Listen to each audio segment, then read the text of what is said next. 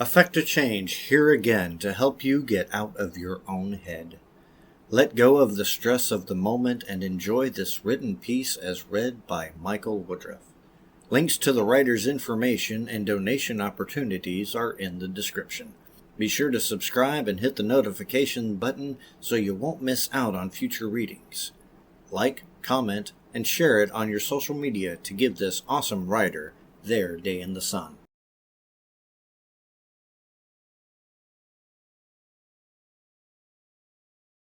Olivia's Obsession by Kathy K. Chapter 3, Part 2. The Intrusive Thought Device and the Black Bag. Liam looked around at the desolate, depressing countryside, maneuvering between potholes and stray rocks. He hated this drive, but at least he only did it a couple of times a week instead of every day. Sighing heavily, he turned onto the long, dirt-packed driveway leading to the rundown house, well hidden behind the bare, rolling hills. As a matter of fact, Liam tended to sigh a lot on the first day of work. Arriving, he reached up to grab the garage door opener and waited for the farthest garage door to slide open before driving into the spacious area.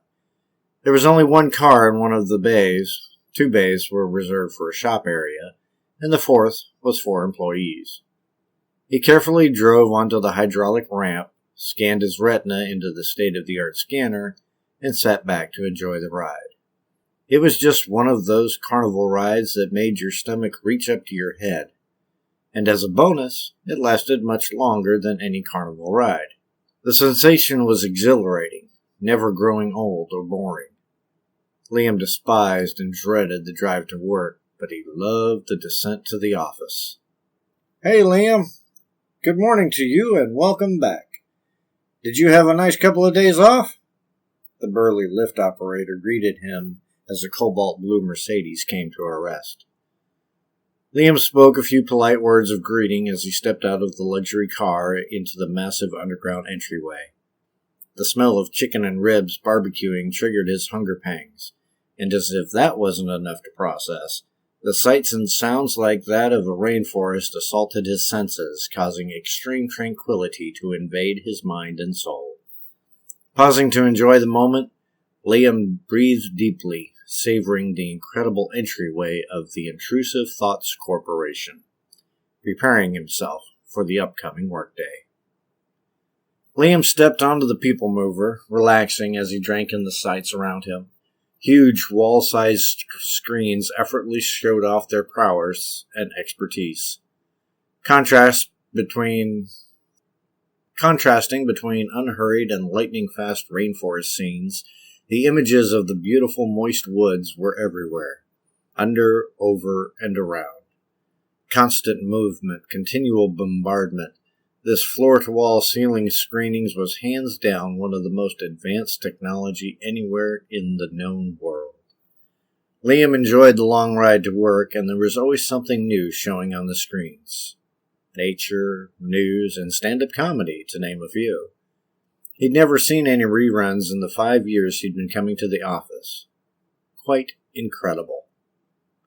Even though the technology of the screens was impressive, it couldn't come close to competing with the secretive, undistributed technology of the Intrusive Thoughts Device, or ITD as it was commonly called. The device was unknown to the known world, skillfully created and constantly perfected by the men carefully chosen for employment in this underground paradise. After a long, leisurely ride, Liam arrived at his destination. He reluctantly stepped off the mover and onto the plush carpeting of his generously outfitted office space. It's not that he didn't like his office. He was so enjoying the tranquility of the rainforest that he didn't want it to end. Sighing again, shaking himself, waking even more, he got ready for the upcoming days of watching, listening, and talking. The first thing that Liam saw when he stepped into his office was the wall-sized monitor. He glanced at it, expecting movement on split screens, but instead there was blackness, like it was turned off. Walking to his desk, he flipped some switches and snapped his headphones into place. Ah, yes, there was sound. like someone breathing hard and muttering to themselves. After checking all the components of his setup, Liam was satisfied that the equipment was working and decided Olivia must be sleeping or possibly just have closed her eyes. He sat back in his ergonomic chair, hearing footsteps, birds, and someone trying to catch their breath. Sighing one last time, he resigned himself to a long day of inconsequential and uneventful listening.